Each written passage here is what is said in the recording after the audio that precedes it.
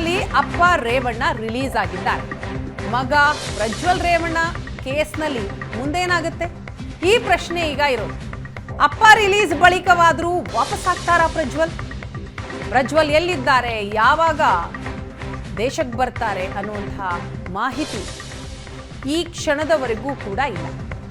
ಈಗ ತಂದೆ ರಿಲೀಸ್ ಆಗಿದ್ದಾರೆ, ಹಾಗಾದ್ರೆ ಮಗ ಪ್ರಜ್ವಲ್ ರೇವಣ್ಣ ಯಾವಾಗ ಬರ್ತಾರೆ? ಸದ್ಯ ವಿದೇಶದಲ್ಲಿಯೇ ತಲೆಮರೆಸಿಕೊಂಡಿದ್ದಾರೆ ಪ್ರಜ್ವಲ್.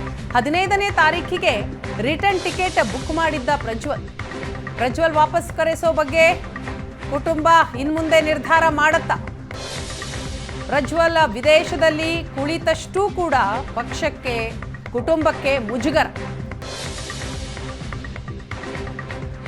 ಪ್ರಜ್ವಲ್ ಶರಣಾಗತಿ ಮಾಡಿಸುವ ನಿರ್ಧಾರವನ್ನ ಕುಟುಂಬಸ್ಥರು ಕೈಗೊಳ್ತಾರ, ಸಲಹೆಯನ್ನ ಕೊಡ್ತಾರ ಪ್ರಜ್ವಲ್ ಯಾವಾಗ ಬೆಂಗಳೂರಿಗೆ ಬರ್ತಾರೆ ಅನ್ನೋ ವಿಚಾರದಲ್ಲಿ ಇಲ್ಲಿಯವರೆಗೂ ಈ ಕ್ಷಣದವರೆಗೂ ಸ್ಪಷ್ಟತೆನೇ ಇಲ್ಲ.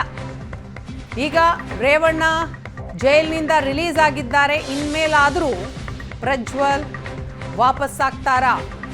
ವಿದೇಶದಲ್ಲಿ ತಲೆಮರೆಸಿಕೊಂಡಿರುವಂತಹ ಪ್ರಜ್ವಲ್ ಯಾವಾಗ ಬೆಂಗಳೂರಿಗೆ ಬರ್ತಾರೆ, ಕುಟುಂಬಸ್ಥರು ಅವರನ್ನ ವಾಪಸ್ ಕರೆಸೋ ಬಗ್ಗೆ ನಿರ್ಧಾರ ಮಾಡ್ತಾರಾ ಅನ್ನುವಂತಹ ಪ್ರಶ್ನೆ ಇದೆ. ಈ ಬಗ್ಗೆ ಮತ್ತಷ್ಟು ಮಾಹಿತಿಯನ್ನ ಕೊಡ್ತಾರೆ ನಮ್ಮ ಪ್ರತಿನಿಧಿ ರಮೇಶ್. ಇದೀಗ ನಮ್ಮ ಜೊತೆ ಸಂಪರ್ಕದಲ್ಲಿದ್ದಾರೆ. ರಮೇಶ್, ಅಂತೂ ಇಂತೂ ರೇವಣ್ಣ ಮನೆಗೆ ವಾಪಸ್ಸಾಗಿದ್ದಾರೆ, ದೇವೇಗೌಡರ ನಿವಾಸಕ್ಕೆ ತೆರಳಿದ್ದಾರೆ. ಸೊ ರೇವಣ್ಣ ಜೈಲಿನಿಂದ ಬಿಡುಗಡೆ ಆಗಿದ್ದಾಯ್ತು, ಮುಂದೇನು ಅನ್ನುವಂತಹ ಪ್ರಶ್ನೆ. ಪ್ರಜ್ವಲ್ ಯಾವಾಗ ಬೆಂಗಳೂರಿಗೆ ಬರ್ತಾರೆ? ವಿದೇಶದಲ್ಲಿ ತಲೆಮರೆಸ್ಕೊಂಡಿದ್ದಾರೆ, ಎಲ್ಲಿದ್ದಾರೆ, ಯಾವಾಗ ಬರ್ತಾರೆ ಅನ್ನೋದರ ಬಗ್ಗೆ ಏನೂ ಕೂಡ ಸ್ಪಷ್ಟತೆ ಇಲ್ವಾ ಈ ಕ್ಷಣದವರೆಗೂ?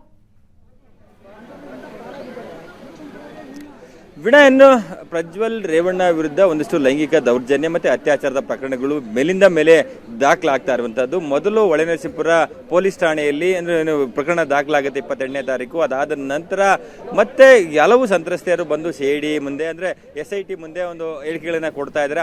ಆ ನಿಟ್ಟಿನಲ್ಲಿ ಈಗಾಗಲೇ ಕೇಸ್ ಮೇಲೆ ಕೇಸ್ ದಾಖಲಾಗ್ತಾ ಇರುವಂತದ್ದು. ಅದಾದ ನಂತರ ಎಲ್ಲ ಒಂದ್ ಕಡೆ ಒಂದು ಪ್ರಕರಣದಲ್ಲಿ ಪ್ರಜ್ವಲ್ ರೇವಣ್ಣ ಜೊತೆಗೆ ಮತ್ತೆ ರೇವಣ್ಣ ಜೊತೆಗೆ ಒಂದು ಏನೋ ಇಬ್ಬರನ್ನು ಆರೋಪಿ ಮಾಡಿ ಒಂದು FIR ನ ದಾಖಲು ಮಾಡಲಾಯಿತು. ಅದಾದ್ಮೇಲೆ ಕಿಡ್ನಾಪ್ ಕೇಸ್ ಆಗುತ್ತೆ. ಮತ್ತೆ ಆ ಪ್ರಜ್ವಲ್ ಮೇಲೆ CID ಸೈಬರ್ ಸೆಲ್ ನಲ್ಲಿ 2 FIR ಗಳು ದಾಖಲಾಗಿರುವಂತದ್ದು. ಅದು 376 ಕ್ಲಾಸ್ 2 ಮತ್ತೆ N ಈ ರೀತಿಯಾದ ಮತ್ತೆ ಇನ್ನು 354A 506 ಹಲವು ಸೆಕ್ಷನ್ ಗಳನ್ನ ಆಧರಿಸಿ ಒಂದು FIR ನ ದಾಖಲು ಮಾಡಿರುವಂತದ್ದು. ಅಂದ್ರೆ ಇಷ್ಟೆಲ್ಲ ಪ್ರಕರಣಗಳು ದಾಖಲಾಗ್ತಾ ಇದ್ರು ಕೂಡ ಪ್ರಜ್ವಲ್ ರೇವಣ್ಣ ಯಾವಾಗ ವಾಪಸ್ ಬರ್ತಾರೆ ಅನ್ನುವಂತ ಪ್ರಶ್ನೆಗಳಿಗೆ ಉತ್ತರ ಸಿಗ್ತಾ ಇಲ್ಲ. ಅಂದ್ರೆ 26ನೇ ತಾರೀಕು ಪ್ರಜ್ವಲ್ ರೇವಣ್ಣ ಅಂದ್ರೆ ದೇಶವನ್ನ ಬಿಟ್ಟು ಹೋಗುವಂತ ಸಂದರ್ಭದಲ್ಲಿ ಅವಾಗಿನ FIR ಆಗಿರ್ಲಿಲ್ಲ. ಹಾಗಾಗಿ ಅವ್ರನ್ನ ಆ ಕ್ಷಣಕ್ಕೆ ತಡೆದು ನಿಲ್ಲಿಸಲಿಕ್ಕೆ ಸಾಧ್ಯ ಆಗಿರಲಿಲ್ಲ ಕಾನೂನಾತ್ಮಕವಾಗಿ. ಆದ್ರೆ ಅವತ್ತು ಏನು 26ನೇ ತಾರೀಕು ಹೋಗುವ ಸಂದರ್ಭದಲ್ಲಿ ಮೇ 15ನೇ ತಾರೀಕು ಪ್ರಜ್ವಲ್ ರೇವಣ್ಣ ವಾಪಸ್ ರಿಟರ್ನ್ ಟಿಕೆಟ್ ಕೂಡ ಬುಕ್ ಆಗಿತ್ತು. ಆದ್ರೆ ಈಗ ನೋಡಿದ್ರೆ 15ನೇ ತಾರೀಕು ಅಂದ್ರೆ ನಾಳೆ ಪ್ರಜ್ವಲ್ ರೇವಣ್ಣ ವಾಪಸ್ ಬರುವಂತ ಸಾಧ್ಯತೆಗಳು ಕಾಣ್ತಾ ಇಲ್ಲ. ಯಾಕೆಂದ್ರೆ ಕೇಸ್ ಮೇಲೆ ಕೇಸು ಅದು ಸ್ಟ್ರಾಂಗ್ ಕೇಸ್ಗಳು ದಾಖಲಾಗ್ತಾ ಇರೋದ್ರಿಂದ ಪ್ರಜ್ವಲ್ ವಾಪಸ್ ಬರುವಂತಹ ಸಾಧ್ಯತೆಗಳು ಇಲ್ಲ ಅನ್ನುವಂತ ಮಾಹಿತಿಗಳು ಲಭ್ಯ ಆಗ್ತಿರುವಂತದ್ದು. ಆ ನಿಟ್ಟಿನಲ್ಲಿ SIT ಈಗಾಗಲೇ ಒಂದು LOC ಅಂದ್ರೆ ಲುಕ್ಔಟ್ ನೋಟಿಸ್ ಅನ್ನ ಜಾರಿ ಮಾಡ್ತು. ಅದಾದ ನಂತರ ಬ್ಲೂ ಕಾರ್ನರ್ ನೋಟಿಸ್ ಅನ್ನ ಜಾರಿ ಮಾಡುವ ಮೂಲಕ ಅವ್ರನ್ನ ಇಡೀ ವಿಶ್ವದ ಯಾವುದೇ ಮೂಲೆಯಲ್ಲಿದ್ರು ಕೂಡ ಅವ್ರನ್ನ ಪತ್ತೆ ಮಾಡ್ತೀವಿ, ಆ ಬಗ್ಗೆ ಮಾಹಿತಿಯನ್ನ ಪಡ್ಕೊಳ್ತೀವಿ ಅನ್ನೋ ನಿಟ್ಟಿನಲ್ಲಿ ಮುಂದಾಗಿದ್ರು. ಆದ್ರೆ ಈವರೆಗೂ ಕೂಡ ಎಲ್ಲಿದ್ದಾರೆ ಪ್ರಜ್ವಲ್ ರೇವಣ್ಣ ಅನ್ನುವಂತ ಬಗ್ಗೆ ಮಾಹಿತಿಗಳಿಲ್ಲ. ಹೀಗಾಗಿ ಪ್ರಜ್ವಲ್ ರೇವಣ್ಣ ಕಿಡ್ನಾಪ್ ಕೇಸಲ್ಲಿ ಜೈಲಿಗೆ ಹೋಗಿ ಜಾಮೀನು ಪಡೆದು ವಾಪಸ್ ಬಂದಾಗಿದೆ. ಇಡೀ ಕುಟುಂಬ ಯಾವ ಒಂದು ಸಂಕಷ್ಟದ ಸುಳಿಯಲ್ಲಿ ಸಿಕ್ಕಾಕೊಂಡಿದೆ ಅನ್ನುವಂಥದ್ದು ಇಡೀ ಕುಟುಂಬಕ್ಕೆ ಅರ್ಥ ಆಗಿದೆ. ಹಾಗಾಗಿ ಇನ್ನೊಂದಷ್ಟು ಮುಜುಗರವನ್ನ ಮುಂದಿನ ದಿನಗಳಲ್ಲಿ ಕೂಡ ಎದುರಿಸಬಾರದು ಅನ್ನುವಂಥದ್ದಾದ್ರೆ ಪ್ರಜ್ವಲ್ ರೇವಣ್ಣ ವಾಪಸ್ ಕರೆಸುವಂತ ನಿಟ್ಟಿನಲ್ಲಿ ಏನಾದ್ರೂ ಒಂದು ನಿರ್ಧಾರ ಆಗುತ್ತಾ ಅನ್ನುವಂಥ ನಿಟ್ಟಿನಲ್ಲಿ ಒಂದು ನೋಡ್ಬೇಕಾಗಿರುವಂತದ್ದು. ಈಗೇನು ಇಡೀ ಕುಟುಂಬ ಒಂದ್ ಕಡೆ ಸೇರಿ ಒಂದಷ್ಟು ಚರ್ಚೆಗಳಾಗ್ತಾ ಇರುವಂತದ್ದು. ರೇವಣ್ಣ ಅವ್ರ ಜೈಲಿಂದ ಹೊರಗಡೆ ಬಂದ ನಂತರ ಭಾವನಾತ್ಮಕ ಅವ್ರನ್ನ ಕರ್ಕೊಂಡು ಅಂದ್ರೆ ಮನೆಗೆ ಮಾಡ್ಕೊಂಡಿದ್ದಾರೆ. ಒಂದಷ್ಟು ಚರ್ಚೆಗಳು ನಡೀತಾ ಇದೆ. ರೇವಣ್ಣ ವಿರುದ್ಧ ದಾಖಲಾದಂತ ಕೇಸನ್ನ ಯಾವ ರೀತಿ ಮುಂದೆ ಎದುರಿಸಬೇಕು ಅನ್ನೋ ನಿಟ್ಟಿನಲ್ಲಿ ಕೂಡ ಒಂದಷ್ಟು ಚರ್ಚೆಗಳಾಗ್ತಾ ಇರುವಂತದ್ದು. ಇದೇ ಸಂದರ್ಭದಲ್ಲಿ ಪ್ರಜ್ವಲ್ ರೇವಣ್ಣ ಅವ್ರನ್ನ ವಾಪಸ್ ಕರೆಸುವ ನಿಟ್ಟಿನಲ್ಲಿ ಕೂಡ ಒಂದಷ್ಟು ಚರ್ಚೆಗಳಾಗ್ತಾ ಇದೆ ಅನ್ನುವಂಥದ್ದು. ಮತ್ತೆ ಕರೆಸುವ ಮೊದಲು ಒಂದಷ್ಟು ಹಿರಿಯ ವಕೀಲರ ಜೊತೆ ಚರ್ಚೆಯನ್ನ ಮಾಡ್ತಾರೆ. ಅಂದ್ರೆ ಅವರು ವಾಪಸ್ ಬಂದಿದ್ದೇ ಆದಲ್ಲಿ ಕಾನೂನಾತ್ಮಕವಾಗಿ ಏನಾಗುತ್ತೆ, ಯಾವ ರೀತಿ ಈ ಒಂದು ಪ್ರಕರಣಗಳಿಂದ ಹೊರಗಡೆ ಬರಬಹುದು ಅನ್ನುವಂಥದ್ದು. ರಮೇಶ್, ಮಾಹಿತಿಯನ್ನ ಪಡೆದುಕೊಳ್ತೀನಿ, ಹಾಗೆ ಸಂಪರ್ಕದಲ್ಲಿರಿ. ಜೈಲಿನಿಂದ ಹೊರ ಬಂದಂತಹ ಮಾಜಿ ಸಚಿವ HD ರೇವಣ್ಣ ಅವರ ಮುಂದಿನ ನಡೆ ಏನು ಅನ್ನುವಂಥದ್ದು ಪ್ರಶ್ನೆ. ಈಗ FIR ರದ್ದು ಕೋರಿ ಅರ್ಜಿ ಸಲ್ಲಿಸ್ತಾರ ರೇವಣ್ಣ? ಕಿಡ್ನಾಪ್ ಆರೋಪಕ್ಕೆ ಸಾಕ್ಷಿ ಇಲ್ಲ ಅಂತ ಜಾಮೀನು ಪಡೆದಿದ್ದಾರೆ ರೇವಣ್ಣ. ಉದ್ದೇಶಪೂರ್ವಕವಾಗಿಯೇ ಸುಳ್ಳು ಕೇಸ್ ಅಂತ ವಕೀಲರು ವಾದ ಮಂಡಿಸಿದರು. ಸಾಕ್ಷಿಗಳೇ ಇಲ್ಲದ ಕೇಸ್ ಇದು, ಅದನ್ನ ರದ್ದು ಮಾಡಬೇಕು ಅಂತ ಕೋರಿ ಅರ್ಜಿ ಸಲ್ಲಿಕೆಯ ಸಾಧ್ಯತೆ ಇದೆ ಅನ್ನೋ ಮಾಹಿತಿಗಳು ಸಿಗ್ತಾ ಇದೆ. ಸಿಆರ್ಪಿಸಿ 482 ಅಡಿ ಪ್ರಕರಣ ರದ್ದು ಕೋರುವ ಸಾಧ್ಯತೆ ಇದೆ.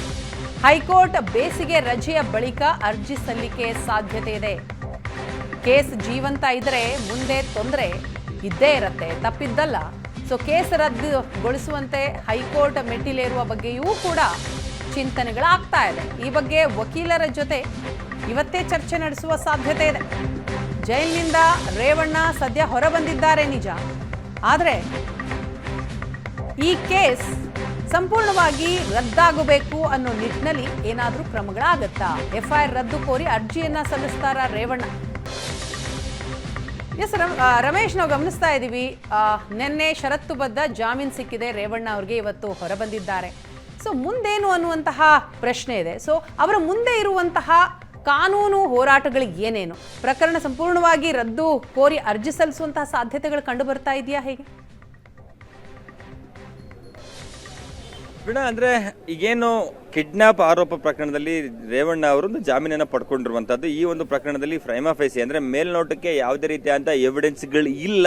ಎಲ್ಲೇ ಪೊಲೀಸರು ಮತ್ತೆ ಸರ್ಕಾರ ಈ ಒಂದು ಪ್ರಕರಣವನ್ನ ಉದ್ದೇಶಪೂರ್ವಕವಾಗಿ ರಾಜಕೀಯ ದುರುದ್ದೇಶದಿಂದ ತಪ್ಪಾಗಿ ಸುಳ್ಳು ಕೇಸ್ಗಳನ್ನ ಹಾಕಲಾಗಿದೆ ಅನ್ನುವಂಥದ್ದು. ಮತ್ತೆ ಈವರೆಗೆ ತನಿಖೆ ಮಾಡಿದಂತ SIT ಮುಂದೆ ಒಂದೇ ಒಂದು ಸಾಕ್ಷಿಗಳಿಲ್ಲ. ಮತ್ತೆ ಮಹಿಳೆ ಅಂದ್ರೆ ಸಂತ್ರಸ್ತ ಮಹಿಳೆ, ಕಿಡ್ನಾಪ್ ಆಗಿದ್ದಂತ ಸಂತ್ರಸ್ತ ಮಹಿಳೆ ಏನಿದ್ರೆ ಆಕೆ ಕೂಡ ರೇವಣ್ಣ ವಿರುದ್ಧ ಯಾವುದೇ ರೀತಿಯಾದಂತ ಹೇಳಿಕೆಗಳನ್ನ ಕೊಟ್ಟಿಲ್ಲ, ಅವ್ರನ್ನ ಕಿಡ್ನಾಪ್ ಮಾಡಿಲ್ಲ ಅನ್ನುವಂತ ಹೇಳಿಕೆಗಳನ್ನೇ ಕೊಡ್ತಾ ಇದ್ದಾರೆ. ಆದ್ರೂ ಕೂಡ SIT ಎಲ್ಲ ಒಂದ್ ಕಡೆ ತಪ್ಪಾಗಿ ಒಂದು ಪ್ರಕರಣವನ್ನು ದಾಖಲು ಮಾಡಿದೆ ಅನ್ನುವಂತ ಒಂದಷ್ಟು ಅಂಶಗಳನ್ನ ಇಟ್ಕೊಂಡು ಕೋರ್ಟ್ ಮುಂದೆ ವಾದವನ್ನ ಮಂಡಿಸಿದ್ರು. ಆ ನಿಟ್ಟಿನಲ್ಲಿ ಜಾಮೀನು ರೇವಣ್ಣ ಅವರಿಗೆ ಸಿಕ್ಕಿರುವಂತದ್ದು. ಸೊ ಈ ರೀತಿ ಇದೊಂದು ಕಡೆ ಮೇಲ್ನೋಟಕ್ಕೆ SIT ಈ ಒಂದು ಪ್ರಕರಣದಲ್ಲಿ ಮಾಡ್ತಾ ಇರುವಂತಹ ತನಿಖೆಯಲ್ಲಿ ಸರಿಯಾದಂತಹ ಕ್ರಮಗಳನ್ನ ಅನುಸರಿಸಿಲ್ಲ, ಮತ್ತೆ ಸಾಕ್ಷಿಗಳಿಲ್ಲ ಅನ್ನುವಂಥದ್ದು.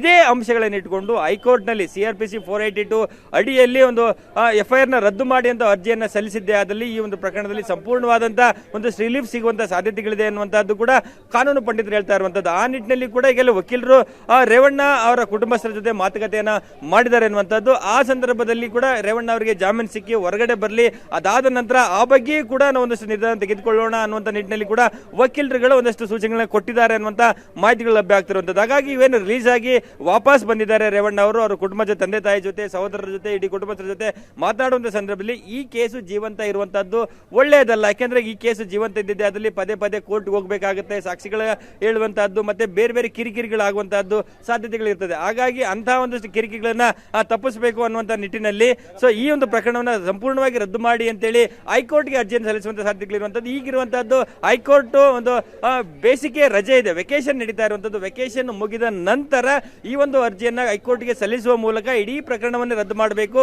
ಈ ಒಂದು ಪ್ರಕರಣದಲ್ಲಿ ಈವರೆಗೂ ಯಾವುದೇ ಸಾಕ್ಷಿಗಳು ಇಲ್ಲ, ಮತ್ತೆ ತಪ್ಪಾಗಿ ಈ ಒಂದು ಪ್ರಕರಣವನ್ನು ಹಾಕಿರುವಂತಹದ್ದು. ಮತ್ತೆ ಈ ಬೇರೆ ಬೇರೆ ಆರೋಪಿಗಳು ಕೂಡ ರೇವಣ್ಣ ಅವರ ವಿರುದ್ಧ ಯಾವುದೇ ರೀತಿಯಾದ ಹೇಳಿಕೆಗಳನ್ನ ಕೊಟ್ಟಿಲ್ಲ. ಮತ್ತೆ ಸಂತ್ರಸ್ತ ಮಹಿಳೆ ಕೂಡ ರೇವಣ್ಣ ಅವರು ಕಿಡ್ನಾಪ್ ಮಾಡಿಸಿರೋ ನಿಟ್ಟಿನಲ್ಲಿ ಕೂಡ ಯಾವುದೇ ಸಾಕ್ಷಿಗಳು ಹೇಳಿಲ್ಲ, ಆಕೆ ಕೂಡ ಹೇಳಿಕೆಯನ್ನ ಕೊಟ್ಟಿಲ್ಲ. ಮತ್ತೆ ಈವರೆಗೂ ಕೂಡ 164 ಹೇಳಿಕೆಯನ್ನ ದಾಖಲು ಮಾಡಿಲ್ಲ. ಸೊ ಇದೆಲ್ಲ ಒಂದಿಷ್ಟು ತನಿಖಾಧಿಕಾರಿಗಳು ಮಾಡಿರುವಂತಹ ದೊಡ್ಡ ದೊಡ್ಡ ಎಡವಟ್ಟುಗಳೇನಿದೆ ಅದನ್ನ ಮುಂದಿಟ್ಟುಕೊಂಡು ರೇವಣ್ಣ ಅವರು ಈ ಒಂದು ಪ್ರಕರಣವನ್ನು ಜೀವಂತವಾಗಿ ಉಳಿಬಾರದು, ಹಾಗಾಗಿ ಪ್ರಕರಣವನ್ನು ಸಂಪೂರ್ಣವಾಗಿ ರದ್ದು ಮಾಡಿ ಅಂತೇಳಿ ಹೈಕೋರ್ಟ್ಗೆ ಅರ್ಜಿ ಸಲ್ಲಿಸುವ ಸಾಧ್ಯತೆಗಳಿರುವಂತದ್ದು. ಹಾಗಾಗಿ ಸದ್ಯ ವೆಕೇಶನ್ ನಡೀತಾ ಇದೆ 29ನೇ ತಾರೀಕುವರೆಗೂ ಕೂಡ. ಸೊ ಅದಾದ ನಂತರ ಹೈಕೋರ್ಟ್ಗೆ ಅರ್ಜಿಯನ್ನು ಸಲ್ಲಿಸುವ ಮೂಲಕ ಈ ಒಂದು ಕೇಸು ಜೀವಂತ ಇರಬಾರದು ಅನ್ನುವಂಥ ನಿಟ್ಟಿನಲ್ಲಿ ಒಂದಷ್ಟು ತಯಾರಿಗಳು ಅಂದ್ರೆ ಸಿದ್ಧತೆಗಳನ್ನು ಮಾಡ್ಕೊಂಡ್ಲಾಗ್ತಿದೆ ಅನ್ನುವಂಥದ್ದು. ಮತ್ತೆ ಅವರ ವಕೀಲರು ಕೂಡ ಹೇಳುವಂತದ್ದು ಕೂಡ ಅಂದ್ರೆ ಈ ಒಂದು ಆಪ್ಷನ್ಸ್ ತುಂಬಾ ಓಪನ್ ಇದೆ, ಮತ್ತೆ ಅದನ್ನ ಅರ್ಜಿಯನ್ನು ಸಲ್ಲಿಸಿದ್ದೆ ಆದಲ್ಲಿ ರೇವಣ್ಣ ಅವರಿಗೆ ಒಂದಷ್ಟು ರಿಲೀಫ್ ಸಿಗುವಂತಹ ಸಾಧ್ಯತೆಗಳಿರುವಂತದ್ದು. ಹಾಗಾಗಿ ಆ ಒಂದು ಕುಟುಂಬ ರೇವಣ್ಣ ಅವರ ಒಂದು ಅನುಮತಿಯನ್ನು ಪಡ್ಕೊಂಡು ಅಂದ್ರೆ ಜಾಮೀನಿಂದ ಹೊರಗಡೆ ಬಂದ ನಂತರ ಅವ್ರ ಜೊತೆ ಚರ್ಚೆಯನ್ನ ಮಾಡಿ ಆ ಬಗ್ಗೆ ನಾವು ಮುಂದುವರಿತೇವೆ ಅನ್ನುವಂಥ ಮಾತುಗಳನ್ನ ವಕೀಲರು ಕೂಡ ಹೇಳ್ತಾ ಇರುವಂತದ್ದು. ಹಾಗಾಗಿ ಇವತ್ತು ಅವರ ಕುಟುಂಬ ಒಂದಷ್ಟು ಚರ್ಚೆಯನ್ನು ಮಾಡ್ತಾ ಇದೆ. ಈ ಕೇಸ್ಗಳಲ್ಲಿ ಹೇಗೆ ಒಳಗೆ ಸುಳಿಯಲ್ಲಿ ಸಿಗಾಕೊಂಡಿದ್ದೀವಿ, ಮತ್ತೆ ಈ ಒಂದು ಸುಳಿಯಿಂದ ಹೇಗೆ ಹೊರಗಡೆ ಬರಬೇಕು, ಕಾನೂನಾತ್ಮಕವಾಗಿ ಹೇಗೆ ಎದುರಿಸಬೇಕು, ರಾಜಕೀಯವಾಗಿ ಹೇಗೆ ಎದುರಿಸಬೇಕು, ಮತ್ತೆ ಇಡೀ ಕುಟುಂಬ ಒಂದು ದೈವ ಭಕ್ತಿ ಇರುವಂತಹ ಕುಟುಂಬ. ಸೊ ಅದನ್ನ ಆ ನಿಟ್ಟಿನಲ್ಲಿ ಕೂಡ ಹೇಗೆ ಮುಂದಿನ ಹೆಜ್ಜೆಗಳನ್ನು ಇಡಬೇಕು ಅನ್ನೋ ನಿಟ್ಟಿನಲ್ಲಿ ಕೂಡ ಒಂದಷ್ಟು ಚರ್ಚೆಗಳಾಗ್ತಾ ಇರುವಂತದ್ದು. ಹಾಗಾಗಿ ರೇವಣ್ಣ ಅವರ ಮೇಲೆ ದಾಖಲಾಗಿರುವಂತಹ KR ನಗರದ FIR ನ ಸಂಪೂರ್ಣವಾಗಿ ರದ್ದು ಮಾಡಿ ಅಂತೇಳಿ ಹೈಕೋರ್ಟ್ಗೆ ಅರ್ಜಿ ಸಲ್ಲಿಸಲಿಕ್ಕೆ ಅವಕಾಶಗಳಿರುವಂತದ್ದು. ಆ ನಿಟ್ಟಿನಲ್ಲಿ ವಕೀಲರ ಜೊತೆ ಚರ್ಚೆಯನ್ನ ಮಾಡಿ ಮುಂದಿನ ಹಂತದಲ್ಲಿ ಹೈಕೋರ್ಟ್ಗೆ ಅರ್ಜಿಯನ್ನು ಸಲ್ಲಿಸುವಂತಹ ಸಾಧ್ಯತೆಗಳು ಈಗ ಕಂಡು ಬರ್ತಾ ಇರುವಂತಹದ್ದು. ವೀಣಾ, ಥ್ಯಾಂಕ್ ಯು ರಮೇಶ್ ತಮ್ಮ ಮಾಹಿತಿಗಾಗಿ.